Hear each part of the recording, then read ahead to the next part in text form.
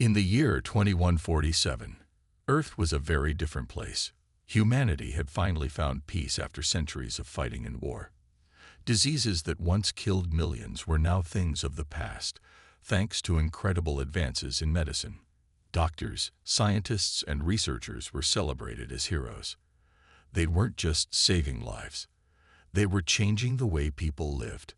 Among these healers was Dr. Rachel Meyer, a kind but brilliant scientist who worked at the Global Health Institute in New York City. She spent her days leading a team that was developing nanotechnology, tiny machines that could repair damaged cells and tissues in seconds. Rachel loved her work. Every day, she felt like she was making the world a better place. But on one quiet evening, everything changed. Rachel was alone in her lab, running tests on her latest prototype. Outside, the city buzzed with its usual energy. Cars zoomed by, people laughed in nearby cafes, and the lights of skyscrapers sparkled against the darkening sky. It was a normal night, or so it seemed. Suddenly, the power flickered. The machines around Rachel shut down for a brief moment before coming back online. She frowned, glancing at the clock. Power outages were rare in this part of the city. Before she could investigate further, her phone buzzed. It was Ethan Cole, a former military strategist who now worked closely with the Global Health Institute. His message was short but alarming. "Turn on the news. Now." Curious, Rachel switched on a monitor mounted on the wall. What she saw made her heart sink. News channels were showing footage of strange energy surges across the globe. Bright flashes of light lit up skies over major cities like Tokyo, London, and Sydney. Then came reports of massive alien ships descending from the clouds. The ships were enormous, shaped like jagged mountains floating in the air. Panic spread quickly as people realized this wasn't some kind of movie or hoax. It was real. Rachel's hands trembled as she grabbed her coat. She knew something terrible was about to happen. Her fears were confirmed moments later when explosions rocked the city. Buildings shook, glass shattered, and screams filled the streets. The aliens, whoever they were, weren't here to talk. They were attacking. Through the chaos, Rachel managed to reach Ethan by phone. His voice was tense but calm. "They're targeting hospitals, labs, anything medical," he said. "It's not random. This is deliberate." Rachel's stomach churned. Everything she had worked for, all the progress humanity had made, was under attack. And it wasn't just her lab. Medical facilities around the world were being destroyed, along with the people inside them. Ethan told her to leave the building immediately. He promised to meet her outside and guide her to safety. Rachel hesitated. Leaving her work behind felt wrong, but staying would mean certain death. Grabbing only a small device containing her research data, she ran toward the exit. The streets were a nightmare. Smoke billowed into the air, and flames licked at the sides of buildings. People ran in every direction, desperate to escape. Rachel pushed through the crowd, clutching her bag tightly. When she finally reached the meeting point, Ethan was waiting for her. His face was grim, but his eyes held determination. "We need to go," he said urgently. "If we stay here, we're dead." As they hurried away, Rachel couldn't help but look back at the destruction. Tears welled up in her eyes, not just for herself, but for everyone who had been lost. The aliens had attacked Earth's healers, the very people who gave life meaning. But deep down, Rachel felt something else stirring inside her. Anger. Anger that turned into resolve. If the aliens wanted a fight, humanity would give them one. And Rachel knew exactly how to strike back. Little did she know, this was only the beginning. Rachel and Ethan moved quickly through the chaos, weaving between panicked crowds and dodging falling debris. The once bustling streets of New York City were now a war zone. Fires raged in every direction, and the air was thick with smoke. Alien ships hovered ominously above, their jagged shapes casting eerie shadows over the ruins. Explosions echoed in the distance, each one bringing more destruction. Rachel clenched her bag tightly, the small device containing her research feeling like the weight of the world in her hands. Ethan led her to an abandoned subway station, its entrance partially hidden by rubble. "This way," he said, his voice low but firm. They descended into the dimly lit tunnels, leaving the horrors above behind. For now, the underground was eerily quiet, a stark contrast to the chaos above. Rachel's breathing slowed as they walked, but her mind raced. Who were these aliens? Why were they targeting Earth's healers? And most importantly, what could humanity possibly do to stop them? After what felt like hours, they'd reached a secret bunker buried deep beneath the city. It was a place few people knew about, a last resort for Earth's leaders in times of crisis. Inside, the atmosphere was tense. Military personnel and government officials scrambled to make sense of the situation. Maps and screens covered the walls, displaying live footage of the alien attacks. Cities burned across the globe, and casualty numbers climbed by the second. Commander Lucas Hayes stood at the center of the room, barking orders to his team. He was a tall man with sharp features and an authoritative presence. When he saw Rachel and Ethan enter, his expression softened slightly. "Dr. Meyer," he said, nodding in acknowledgement. "We've been expecting you." Lucas wasted no time explaining the gravity of the situation. The aliens, known as the Vorak, were a parasitic species that thrived by assimilating advanced civilizations. Once they drained a planet of its knowledge and resources, they destroyed it. Their current strategy made perfect sense. Eliminate Earth's healers first, then move in for total domination. Without doctors, scientists, or researchers, humanity would be powerless to resist. Rachel listened in stunned silence. She had always believed science was meant to help, not harm. Now, her work, the thing she loved most, was being used against her. Her nanotechnology, designed to save lives, had become a target. The thought made her sick to her stomach. Ethan stepped forward, his voice steady. "We need to fight back," he said. "If we don't act now, there won't be anything left to save." Lucas nodded grimly. "Agreed. But with what? Our military is no match for their technology." That's when Rachel spoke up. "My research," she said, her voice trembling but determined. "The nanotech I've been developing. It can repair cells instantly. If we adapt it, maybe we can use it to enhance our soldiers. Make them stronger, faster, better equipped to fight." Lucas raised an eyebrow. "You're talking about turning your healing technology into weapons." Rachel hesitated. The idea went against everything she believed in. But looking around the room at the frightened faces, she knew she didn't have a choice. "Yes," she said finally. "If it means saving humanity, then yes." Lucas exchanged a glance with Ethan before nodding. "All right, we'll make it happen. But we'll need someone to lead this effort, someone who knows how to fight." At that moment, the door to the bunker opened, and a group of soldiers entered. Leading them was Captain Mia Dawson, a fierce woman with piercing eyes and a commanding presence. Her uniform was battle-worn, and her face bore the marks of countless fights. Despite her hardened exterior, there was a glimmer of hope in her gaze as she looked at Rachel. "This is Captain Dawson," Lucas said. "She leads Project Reaper, an elite unit trained for situations just like this. If anyone can turn your tech into a weapon, it's her." Mia extended a hand to Rachel. "Let's get to work," she said simply. Rachel shook her hand, feeling a mix of fear and determination. For the first time since the invasion began, she felt a flicker of hope. Together, they might stand a chance. But as they prepared to leave the bunker, Rachel couldn't shake the feeling that this was only the beginning. The Vorak had shown their strength, but humanity still had something they didn't: resilience. And Rachel was ready to prove it. The bunker buzzed with activity as Rachel, Ethan, and Mia worked together to prepare for humanity's counterattack.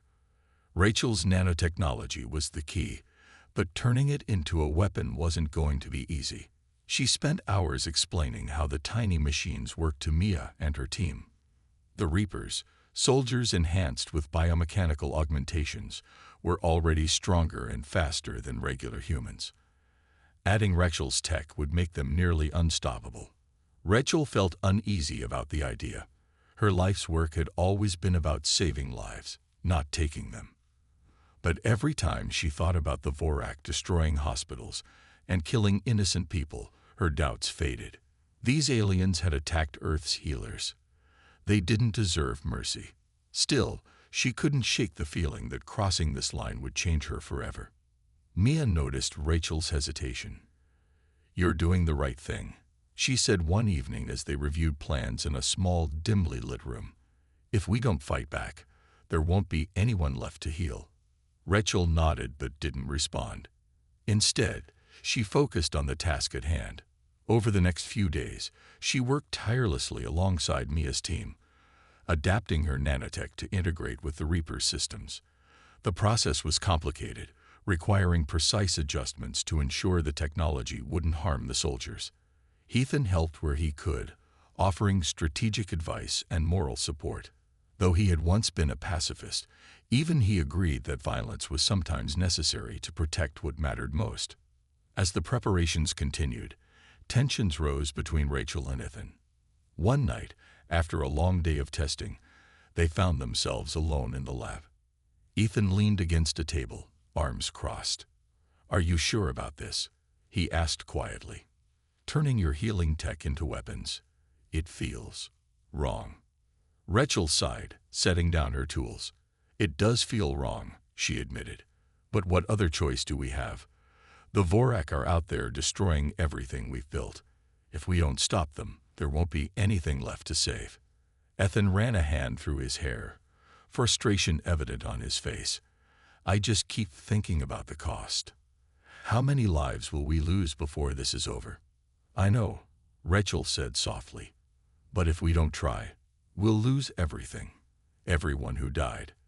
The doctors, the researchers, the patients. They deserve justice.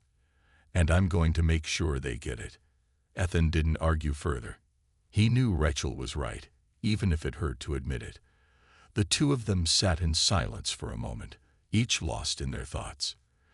Despite their differences, they shared a common goal: survival. Meanwhile, Mia pushed her team harder than ever before. The Reapers trained nonstop, learning how to use their new abilities effectively. With Rachel's nanotech integrated into their systems, they became faster, stronger, and more resilient. Some struggled to adjust to the changes, but Maya refused to let anyone fall behind. Failure wasn't an option, not when the fate of humanity depended on them.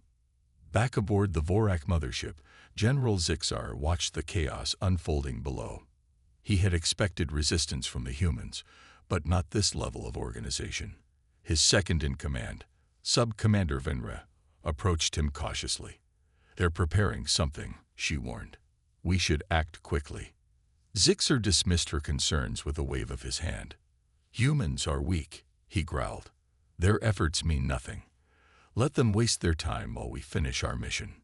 Despite his confidence, Zixar couldn't ignore the nagging feeling that something was off. Humans were proving to be more resourceful than he had anticipated. Still, he remained convinced that his forces were superior. After all, no species had ever stood against the Vorak and survived. On Earth, the Reapers completed their final tests. Armed with Rachel's nanotech-enhanced weaponry and guided by Ethan's strategies, they were ready to strike back. As Mia gathered her team for one last briefing, Rachel stood nearby, watching silently. She felt a mix of fear and hope. This was humanity's chance to fight back, to show the Vorak that Earth wasn't so easily broken. When Mia turned to address her soldiers, her voice was steady and clear. "This isn't just about revenge," she said. "It's about protecting our future. For everyone who's suffered, for everyone we've lost, we won't let them down." Rachel clenched her fists, determination burning in her chest. The Vorak had started this war. Now, humanity was ready to end it. The night was dark and cold as the Reapers prepared for their mission. Under the cover of darkness, they boarded stealth shuttles designed to evade detection by the Vorak. The shuttles were small but packed with advanced technology, including cloaking devices that made them nearly invisible to enemy sensors. Rachel stood on the launch pad, her heart pounding as she watched the soldiers climb aboard. Each one carried not only weapons but also a piece of her nanotechnology. Her life's work now transformed into tools of war. Ethan stood beside her, his face tense. He had spent hours helping Mia plan the attack, but now that the moment had come, he felt uneasy. "Do you think this will work?" he asked quietly, his voice barely above a whisper. Rachel didn't answer right away. She stared at the shuttles, her mind racing with doubts and fears. Finally, she said, "It has to. If we fail, I don't even want to think about it." Mia approached them, her armor gleaming faintly in the dim light. "We're ready," she said firmly. Her tone left no room for hesitation. "This is our chance to hit back, to show them we won't go down without a fight." Rachel nodded, forcing herself to smile. "Be careful out there," she said. "All of you." Mia gave her a quick nod before turning to join her team. As the shuttles lifted off silently into the night sky, Rachel and Ethan watched until they disappeared from view. The weight of what was happening pressed heavily on both of them. For the first time in days, the bunker felt eerily quiet. Inside the shuttles, the Reapers focused on the mission ahead. Mia sat at the front, her eyes scanning the monitors displaying live data from Earth's satellites. The Vorak fleet loomed above the planet like a swarm of deadly insects. Their ships were massive, bristling with weapons, and glowing faintly with alien energy. It was hard to believe such a force could be defeated, but Maya refused to let fear take hold. She reminded herself why they were doing this: for all the lives lost, for Earth's future. When the shuttles reached the edge of the Vorak fleet, the cloaking devices activated, making them vanish from sight. The Reapers moved quickly, splitting into smaller teams to infiltrate different ships. Using handheld cutting tools, they breached the hulls and slipped inside. The interior of the Vorak ships was strange and unsettling. The walls pulsed faintly, as if alive, and the air smelled metallic and sharp. Alien symbols glowed softly on the surfaces, unreadable to human eyes. The Reapers worked silently, taking out Vorak guards with precision. Thanks to Rachel's nanotech, their movements were faster and more fluid than ever before. They could dodge attacks that would have been impossible to avoid just days ago. But despite their advantages, the Vorak were fierce opponents. Their reflexes were sharp, and their weapons devastating. Back on Earth, Rachel monitored the battle from the bunker. Screens displayed live feeds from the Reapers' helmets, showing chaotic scenes of combat. She clenched her fists as she watched Mia lead her team through narrow corridors, fighting off waves of enemies. Every time a Reaper fell, Rachel flinched, guilt gnawing at her. Had she made the wrong choice? Was this really worth it? Ethan noticed her distress and placed a hand on her shoulder. "They knew the risks," he said gently, "and they chose to fight. You gave them the tools to make a difference." Rachel nodded, though her doubts lingered. On the screens, Mia and her team reached the central chamber of one of the ships. There, they planted explosives designed to cripple the vessel's power core. As they worked, alarms blared, signaling the presence of intruders. Dozens of Vorak warriors flooded the area, surrounding the Reapers. Maya shouted orders, her voice calm but urgent. "Hold them off. We're almost done." The battle intensified. The Reapers fought valiantly, using every ounce of strength and skill they had. But the Vorak kept coming, relentless and overwhelming. Just as it seemed the Reapers might be overrun, the charges detonated, sending a shockwave through the ship. The lights flickered, and the walls began to crack. "Fall back," Mia had yelled. The surviving Reapers retreated, moving as fast as they could toward the exit. Behind them, the ship groaned and shuddered, its destruction imminent. As they escaped onto their shuttle, Mia glanced back at the crumbling ship. Victory felt hollow. It had come at a cost. But there was no time to mourn. The war was far from over. The Reaper's shuttle raced away from the exploding Vorak ship, its engines roaring as it pushed through the void of space. Inside, the surviving soldiers sat in silence, their faces pale and streaked with sweat. Some nursed wounds despite Rachel's nanotech keeping them alive and functional. The victory had been costly. Too many good soldiers had fallen during the fight. Maya clenched her fists tightly, her knuckles white, as she stared out the window at the fiery wreckage behind them. She felt no joy, only a deep sense of responsibility weighing on her shoulders. Back on Earth, Rachel watched the live feed from the bunker, her heart pounding. Every explosion, every shout, had made her flinch. When the Vorak ship finally erupted into a massive fireball, she let out a shaky breath she hadn't realized she was holding. But relief didn't last long. On the screen, Mia's team regrouped aboard their shuttle, battered but determined. Rachel knew this was just the beginning. Destroying one ship wouldn't stop the Vorak. It would only make them angrier. Ethan stood nearby, his arms crossed as he studied the monitors. "They're going to retaliate," he said grimly. "Zixar won't take this lying down." Rachel nodded, her mind racing. "We need to hit harder next time. Faster, before they can recover." Mia's voice crackled over the comm system moments later. "Mission accomplished," she reported, though her tone was anything but triumphant. "But we lost too many. If we keep this up, none of us will make it back." Rachel stepped closer to the microphone. "You did what you had to do," she said firmly, "and you gave us hope.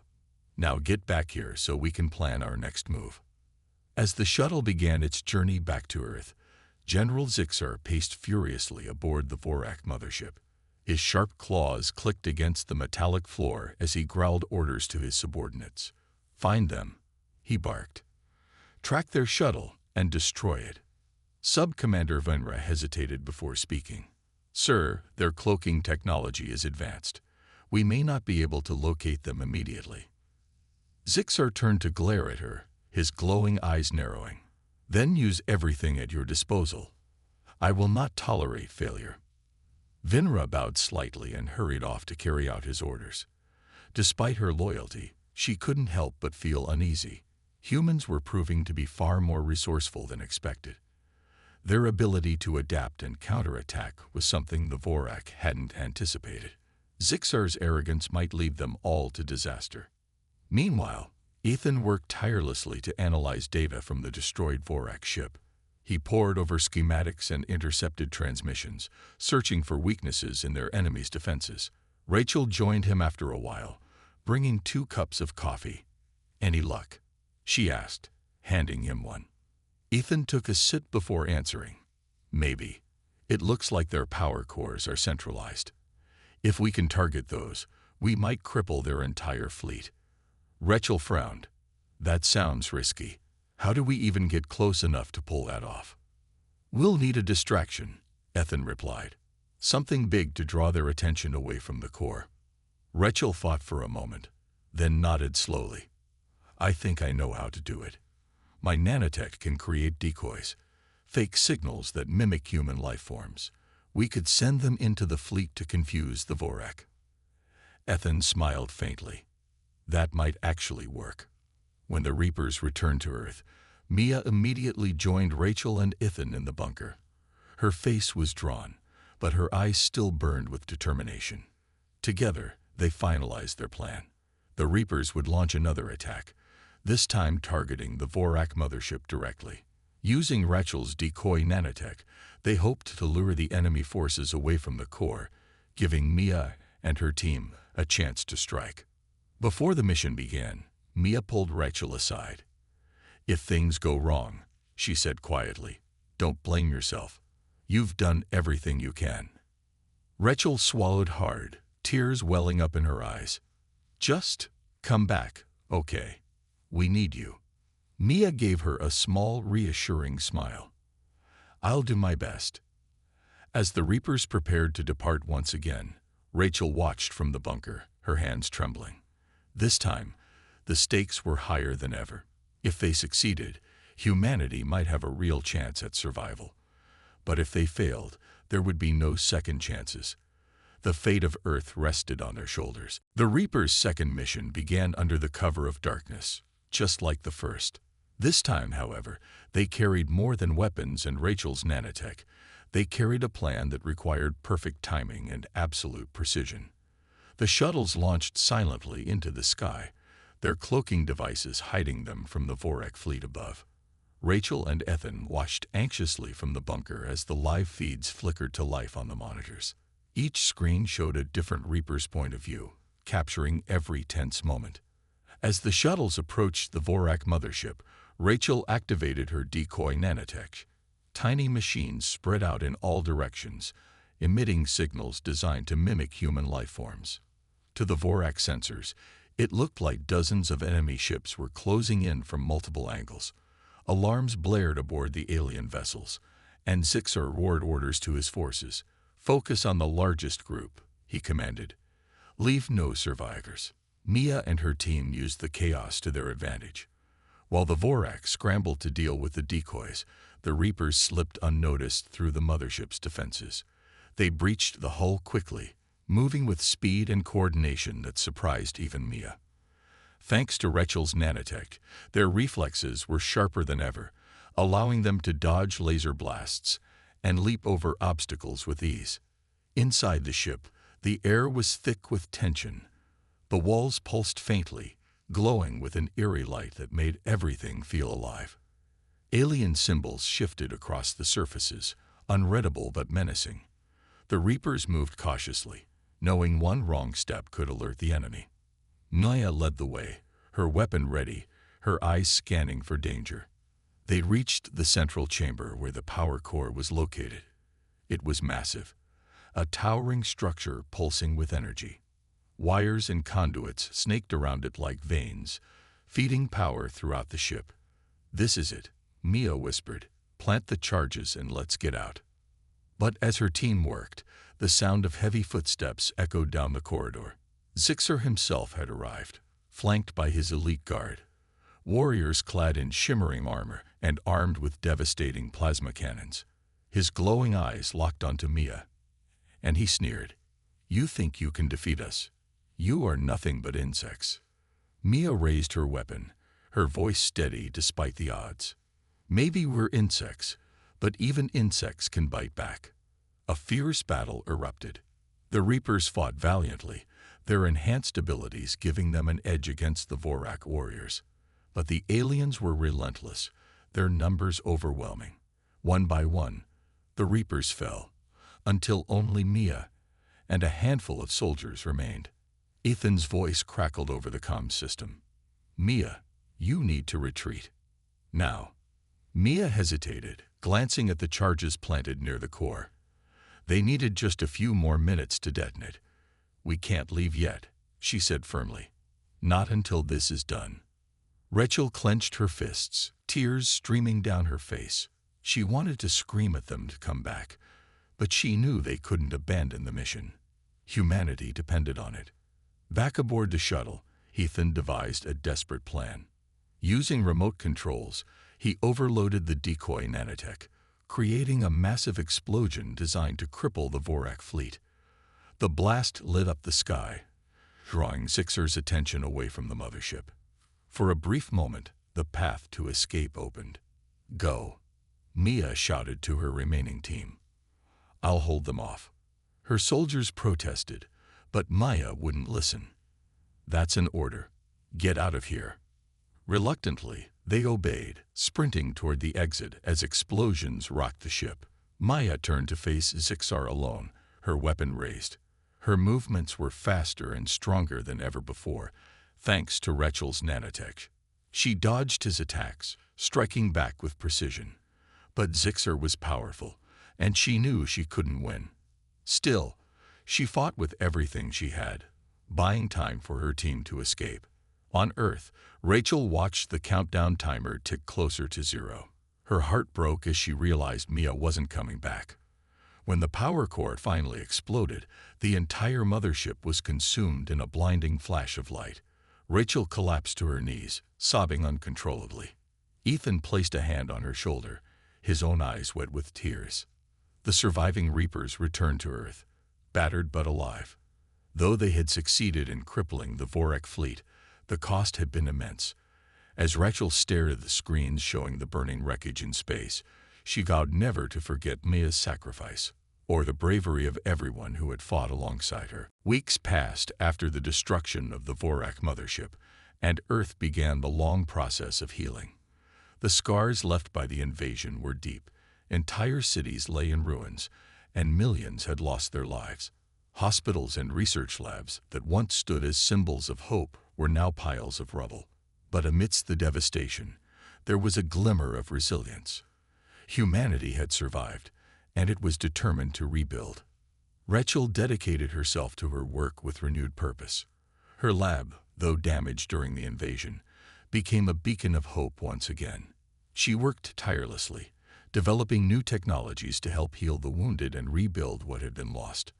The nanotech she had created, once weaponized for war, was now being used to save lives. It repaired injuries faster than ever before, giving people a second chance at life. Rachel knew Maya's sacrifice wouldn't be forgotten, and she poured her heart into every project, driven by the memory of those who had fought so bravely. Ethan returned to his advocacy work, but he was changed. The invasion had taught him that peace wasn't just about avoiding conflict. It was about standing up for what was right, even when it was hard.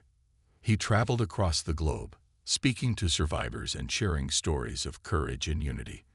"We're stronger together," he often said, "and we'll never let fear divide us again." In a quiet ceremony held beneath the stars, Rachel unveiled a memorial dedicated to the fallen reapers. It was a simple stone monument, carved with the names of every soldier who had given their life during the battle against the Vorak. At the top were the words, Asterisk, "They came for our healers. We sent our reapers." Asterisk, as Rachel stood before the crowd, tears streaming down her face, she felt a mix of pride and sorrow. These heroes had saved humanity, and their legacy would live on forever. Far away, in the depths of space, remnants of the Vorak fleet drifted aimlessly. The loss of their mothership had crippled them, leaving their forces scattered and leaderless. General Zixer was presumed dead, his arrogance having led to his downfall. Sub-Commander Vinra, however, remained alive. She gathered what was left of their forces, vowing to one day return and finish what they had started. For now, though, the Vorak retreated into the shadows, watching and waiting. Back on Earth, Rachel often found herself staring at the night sky. She thought about Mia and the others who had given everything to protect humanity. Their bravery inspired her to keep moving forward, no matter how difficult things became. One evening, as she stood outside her lab, Ethan joined her. "You think they'll come back?" he asked quietly. "I don't know," Rachel replied. "But if they do, we'll be ready." Ethan nodded, a small smile forming on his lips. "Thanks to you, and to everyone who fought. We've got a fighting chance." Rachel looked at him, then back at the stars. There was still so much work to be done, but she felt a sense of hope she hadn't felt in a long time. Humanity had faced its darkest hour and emerged stronger. The Vorak had underestimated Earth's resolve, and Rachel knew they weren't the only ones out there. Somewhere beyond the stars, other threats might lurk, but Earth was different now. It had learned how to fight, not just with weapons, but with unity, courage, and determination. As the first rays of dawn broke over the horizon, Rachel felt a renewed sense of purpose. The road ahead wouldn't be easy, but she believed in humanity's ability to overcome anything. Together, they had faced death and emerged victorious. And together, they would build a brighter future, a future where no one would have to sacrifice their lives to protect others. The war may have ended, but the story of Earth's survival was only beginning.